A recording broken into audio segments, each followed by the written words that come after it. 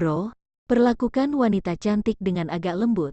Seorang pria yang ada di dalam toilet pun berkata kepada pria itu dengan sambil tersenyum jahat. Setelah menepuk pundak pria itu, orang itu pun langsung meninggalkan toilet. Kina bersembunyi di dalam toilet, dia mendengarkan suara tendangan pintu dengan penuh ketakutan.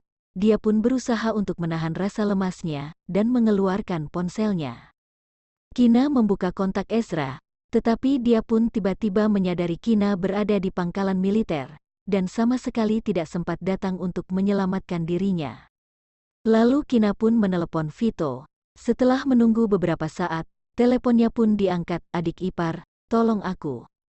Peng, Kina berteriak, lalu ponselnya pun terjatuh ke bawah lantai. Pria kasar itu tersenyum licik, dia menendang ponsel yang sudah terjatuh di atas lantai, dan berjalan mendekati Kina.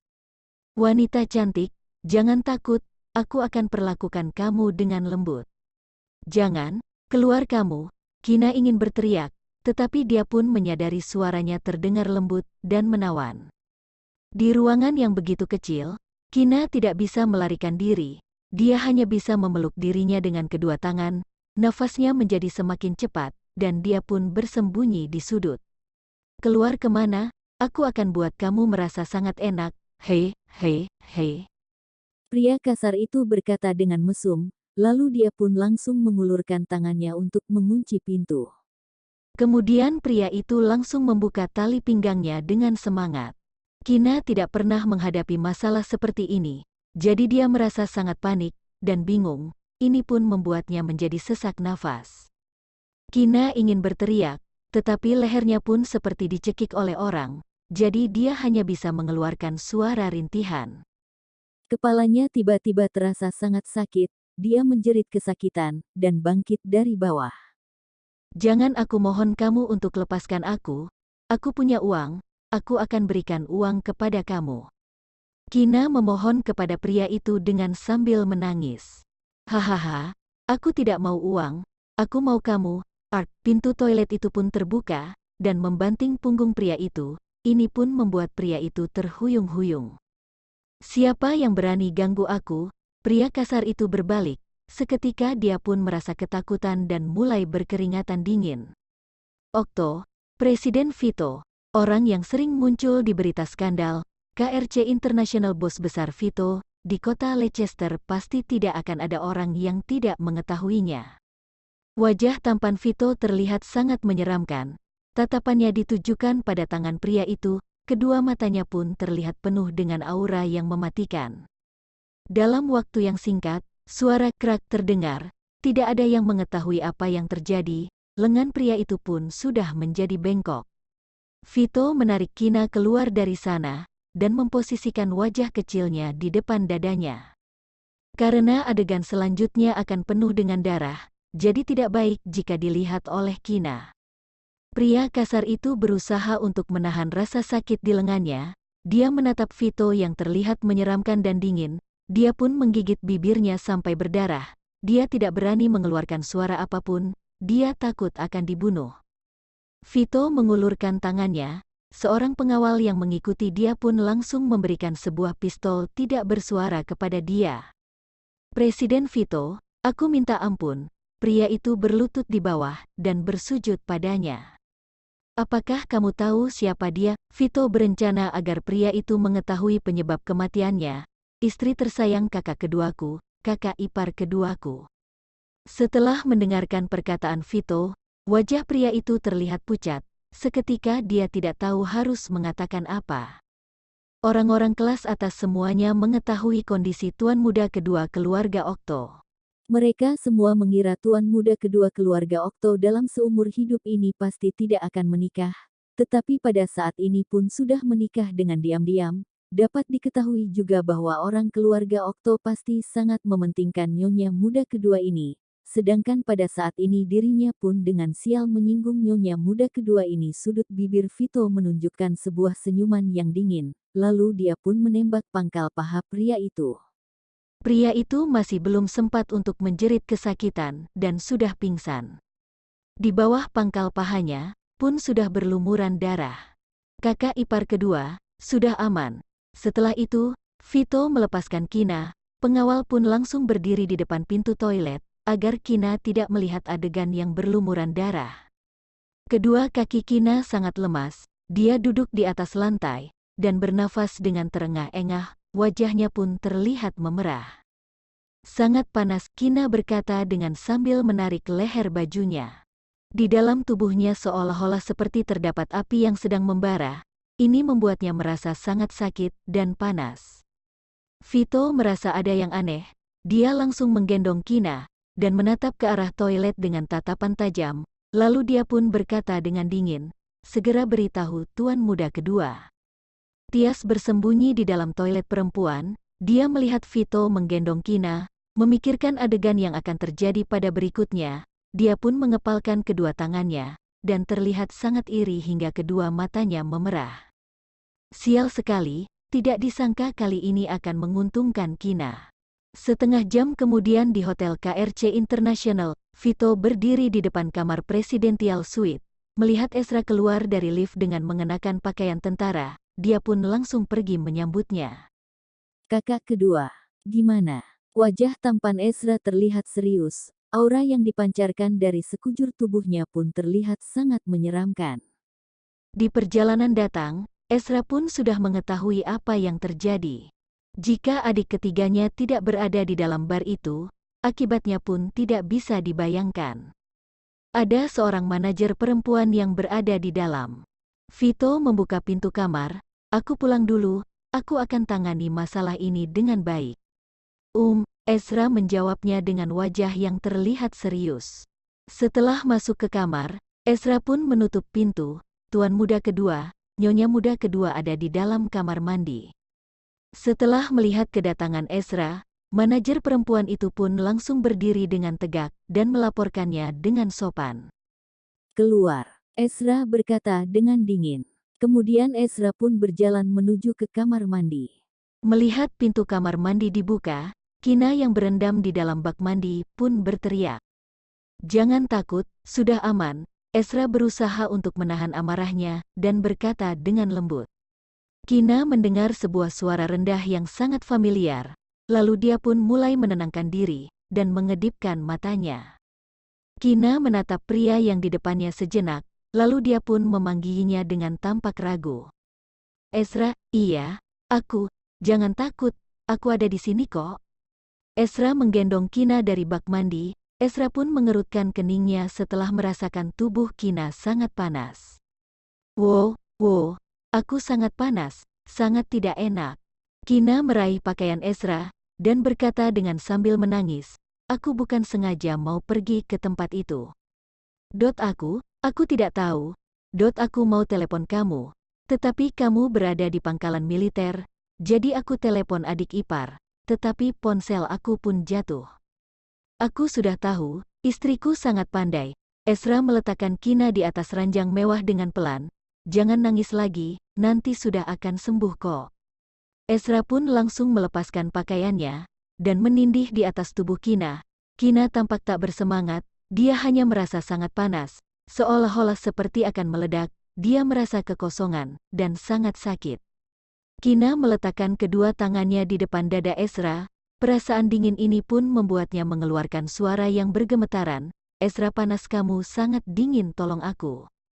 Kina berkata dengan tidak berdaya. Dia menatap Ezra dengan berlinang air mata. Dia tidak tahu harus melampiaskan rasa panas di dalam tubuhnya dengan seperti apa. Kina yang tampak seperti ini membuat Ezra merasa sangat kasihan terhadapnya. Sentuhan pelan Kina pun langsung membuat tubuh Ezra bereaksi. "Kina, kamu diberi obat, apakah kamu tahu?" Ezra berkata kepada Kina dengan sambil menahan hasratnya. Kina mengedipkan matanya, dan mengangguk. "Sekarang aku sudah tahu kamu mau marah aku." "Wow, aku bukan sengaja." Perkataan Kina terputus, perasaan ini sangat mirip dengan kenangan yang disembunyikan di dalam hatinya, dan tidak pernah disadari, seketika pun muncul di dalam benaknya. Perasaan seperti ini sedikit mirip dengan malam perayaan sekolah waktu itu, hanya saja perasaan pada saat itu tidak sekuat kali ini. Malam itu, punggung Kina terasa dingin. Dia sudah tidak bisa memikirkannya lagi. Rasa panas itu pun sudah hampir menelannya. Kalau gitu, apakah kamu tahu apa yang akan terjadi lagi? Ezra tidak ingin besok setelah Kina bangun, dia akan memarahi dirinya, dan mengatakan dirinya melakukan sesuatu terhadapnya ketika dia diberi obat Wo. Wo, aku baru tahu perkataanmu begitu banyak, Kina berkata dengan agak emosi. Karena efek samping obat, jadi dia pun berkata, Ezra, apakah kamu kuat atau tidak? Kalau kuat, cepat sedikit, ditanya kuat atau tidak kuat oleh sang istri, bahkan masih disuruh cepat. Wajah Ezra pun terlihat tidak senang, dia menundukkan kepalanya, dan mulai mencium mulut Kina. Ezra seperti ingin membalas dendamnya, dia mencium bibirnya dengan tanpa henti, lalu dia mulai mencium telinganya, dan menggigitnya dengan pelan. Setelah itu dia pun mencium leher putihnya dengan lembut. Ezra mulai mengelus tubuh Kina dengan menggunakan tangan besarnya, dan dari tadi dia pun belum masuk ke dalam tubuh Kina. Tindakan Ezra tidak hanya tidak meredakan rasa panas di dalam tubuh Kina, melainkan membuatnya menjadi semakin panas. Aku tidak mau lagi Kamu pergi, Kina mengepalkan tangannya, dan memukul dada Ezra, dengan berlinang air mata. Ezra tidak hanya tidak meredakan rasa panas Kina, melainkan membuatnya menjadi semakin panas dan tidak enak. Jangan nangis lagi, Ezra membujuknya, sekarang aku langsung masuk. Selesai berkata, Ezra pun menurunkan tubuhnya. Sepanjang malam, Ezra membuktikan dirinya sangat kuat, hingga kemudian, Kina pun meminta ampun kepada dia dengan sambil menangis. Dia berteriak bahwa dirinya sudah tidak bisa menahan, dan tidak mau lagi, tetapi Ezra pun tidak berhenti. Dia ingin membuktikan bahwa dirinya tahan lama, hingga sampai pagi, Ezra yang sudah kehilangan kendali baru melepaskan Kina. Siang hari berikutnya, Kina bersembunyi di dalam selimut, dan menggigit selimutnya. Akibat dari bertindak sesuka hati, tubuhnya terasa tidak enak, bahkan bergerak saja pun merasa sangat sakit. Kina merasa ada yang memeluknya. Dia masih belum sempat bertindak, dan suara Ezra pun sudah terdengar, merasa tidak enak.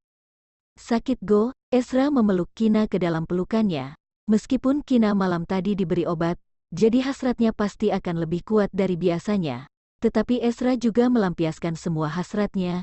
Kina terus menyuruhnya untuk berhenti, dan Ezra pun tidak bisa mengendalikan dirinya. Ezra merasa tidak puas, dan menginginkannya berulang kali sepanjang malam. Kina memang merasa agak kesal di dalam hatinya. Setelah Ezra menanyakannya, seketika dia pun merasa sangat sedih. Malam tadi aku sudah bilang tidak mau banyak kali, tetapi kamu masih.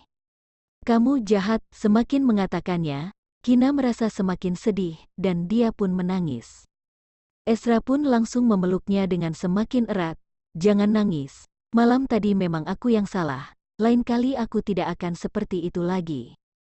Kina berpikir di dalam hatinya, Ezra adalah orang yang pernah dilatih di dalam militer, bahkan biasanya juga selalu berada di pangkalan militer, jadi hasratnya pun agak sulit dikendalikan. Kina bagaimana mungkin bisa menahannya?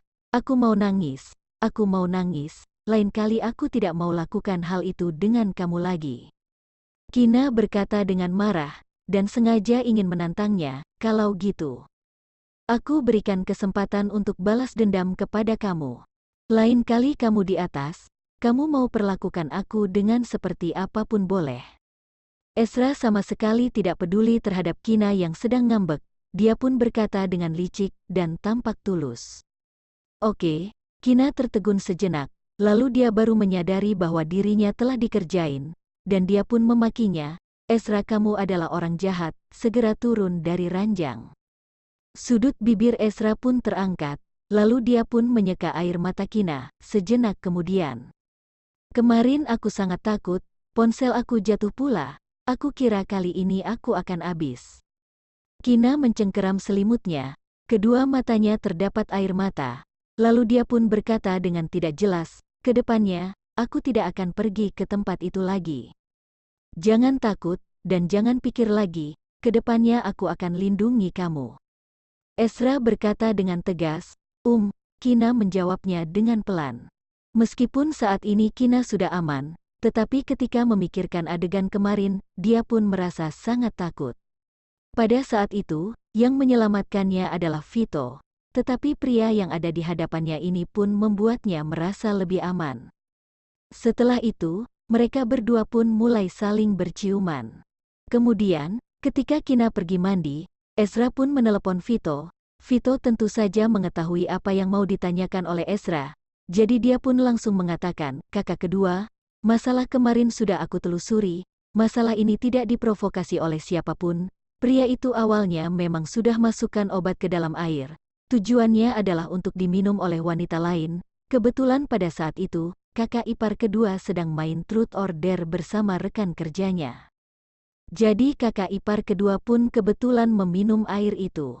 Kemudian terdapat seorang guru yang masuk ke toilet dan minta kakak ipar kedua antar tisu untuk dia. Karena ini pria itu baru punya kesempatan untuk beraksi." Setelah mendengarkannya, Ezra terdiam sejenak. "Masalah ini kamu yang tangani saja.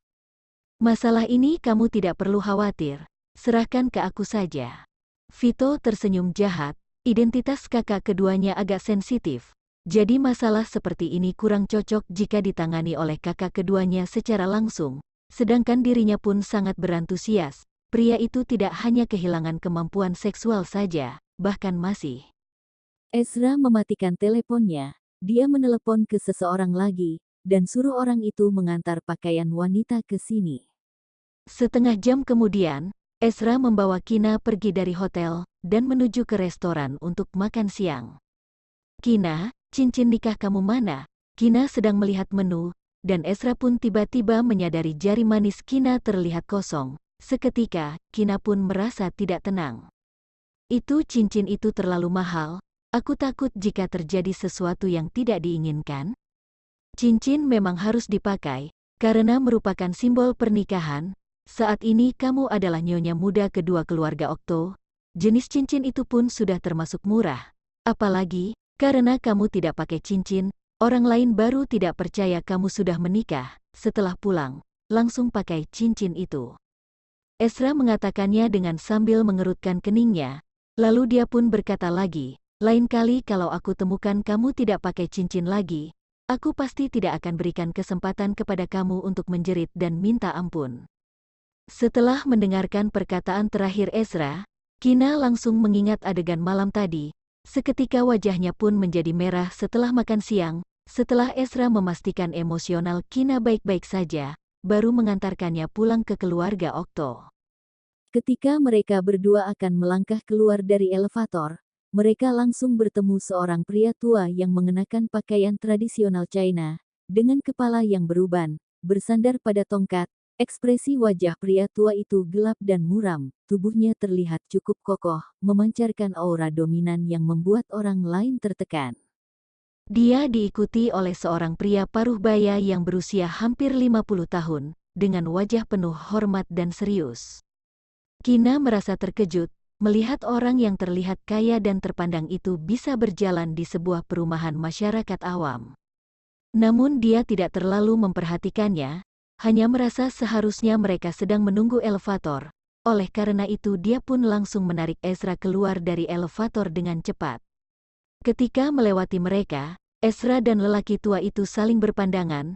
Ezra mengerutkan kening, sementara pandangan mata pria itu menjadi lebih dingin.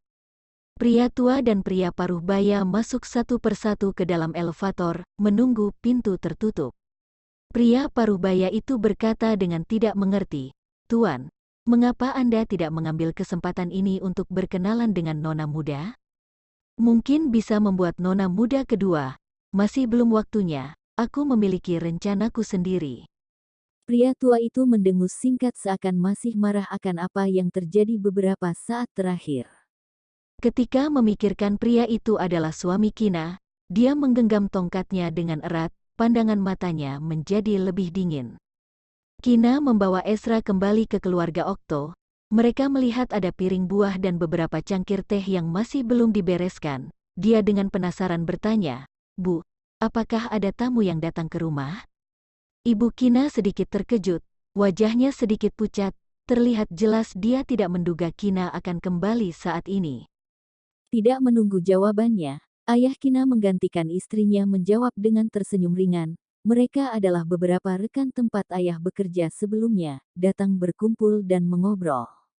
Ezra, ayo duduklah. Aku akan merebuskan satu teko teh. Apakah kamu sudah makan? Ibu Kina sudah tersadar dan segera menyapa menantunya untuk duduk.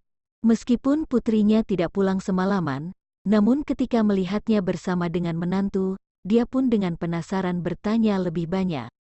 Kina saat ini merasa sejak dia menikah, statusnya di keluarga langsung merosot. Oleh karena itu dengan berpura-pura cemburu berkata, "Bu, bagaimana aku merasa sekarang kamu pilih kasih? Bagaimana kamu tidak bertanya apakah aku sudah makan atau belum?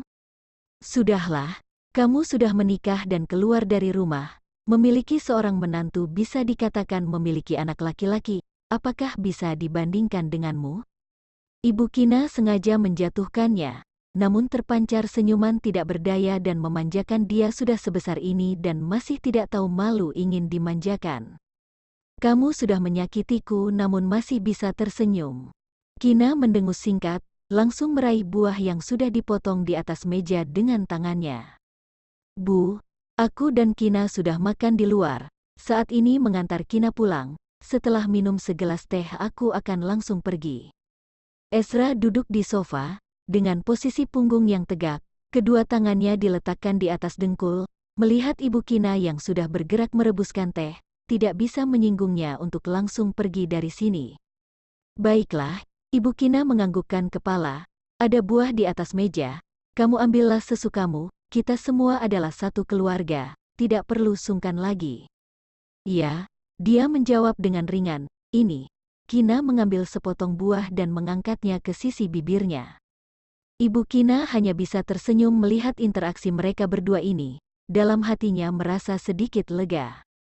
Apa yang lebih penting dari kebahagiaan putrinya sendiri? Ezra tinggal beberapa saat di keluarga Okto, kemudian dia langsung pergi, sementara Kina yang sepanjang malam kemarin sudah dibuat kelelahan kembali ke kamarnya untuk tidur. Ketika dia baru berbaring, dia memikirkan peringatan yang diberikan Ezra ketika makan di restoran.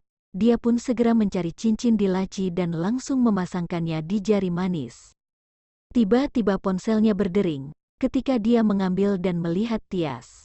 Memikirkan kemarin malam dia menggantikan Tias untuk mengantar tisu sehingga terjadi kejadian seperti itu. "Hei, Kina, apakah kamu baik-baik saja? Aku sudah mendengar masalah kemarin malam. Maafkan aku, jika bukan karena kemarin malam aku memintamu untuk mengirimkan tisu ke kamar mandi, tidak akan terjadi kejadian seperti itu." Tias berkata dengan terisak, dengan nada penuh permintaan maaf. Awalnya dia hanya ingin mencoba peruntungan, tidak disangka pria yang memberikan obat itu akan mengikuti Kina, hampir saja. Namun tidak disangka pada saat kritis Vito muncul dan menyelamatkan Kina. Pada saat itu, Kina dibius oleh orang, efek obat sudah mulai bereaksi, sementara Vito adalah orang yang penuh gairah. Kedua orang ini memikirkan ini, Tias cemburu hingga matanya memerah. Kina tidak tahu saat itu Vito sudah menyuruh orang untuk memblokir informasi ini, karena itu tidak mencurigai bagaimana Tias mendengar informasi ini. Oleh karena itu, ketika mendengar suara penuh kecemasan dan rasa bersalah dari Tias, hatinya menjadi hangat. Sejak kemarin malam, Tias adalah orang pertama yang menelpon dan menanyakan kabarnya. "Terima kasih, perhatian dari Bu Tias, aku tidak apa-apa," dia berkata sambil tersenyum. Memikirkan ketangguhan seseorang tadi malam, wajah yang putih itu memerah, walaupun terjadi pada saat dia dibius. Namun kali ini Ezra juga meminta izinnya terlebih dahulu baru. Tias yang mendengar nada bicara yang tersirat kegembiraan, hatinya menjadi gelap, rona wajahnya pun menjadi lebih dingin. Siapa Vito? Dia adalah penerus keluarga terkaya di negara R, bahkan jika dia adalah orang yang penuh gairah, dia tetap menjadi pria yang diidamkan banyak wanita di kota Leicester. Dengan kondisi kemarin malam itu, mereka berdua pasti. Perasaan ini seakan membuatnya menelan seekor lalat. Setelah mengambil napas dalam-dalam, Tias memaksakan diri tersenyum, dengan nada yang hangat berkata, "Aku lega kamu baik-baik saja, jika tidak ada masalah lain, aku sudahi dulu percakapan ini ya." "Ya, sampai jumpa." Setelah Kina menutup panggilan, dia menggosok-gosokkan tangannya. Kali ini dia tidur hingga malam dan langit sudah berubah gelap. Dan dia dibangunkan oleh sebuah teriakan wanita penuh amarah. Kina, cepat bangun! Albert Liam dengan kedua lengan yang putih dan indah itu mengguncang bahu Kina, berteriak dengan suara yang kencang.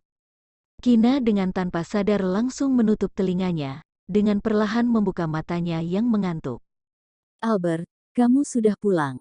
Dia menggosok matanya, melihat wajah yang dipenuhi kemarahan itu. Ada apa? Siapa yang kali ini membuatmu marah?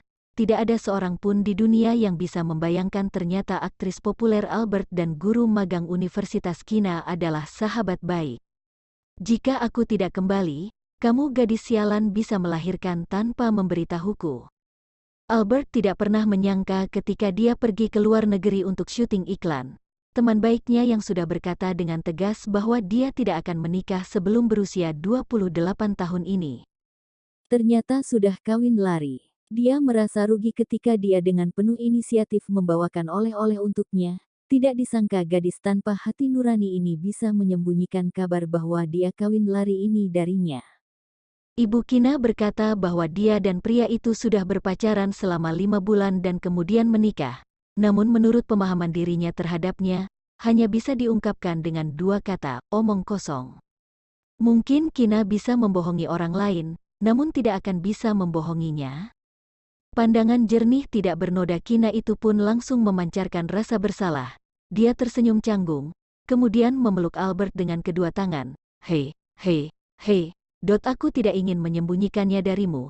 Bukankah sebelumnya kamu ada di luar negeri? Aku ingin menunggumu kembali dan baru memberitahumu. Tidak disangka informasi nona cantik ini sangat cepat, dia berkata sambil menggesekkan kepalanya untuk membuatnya senang.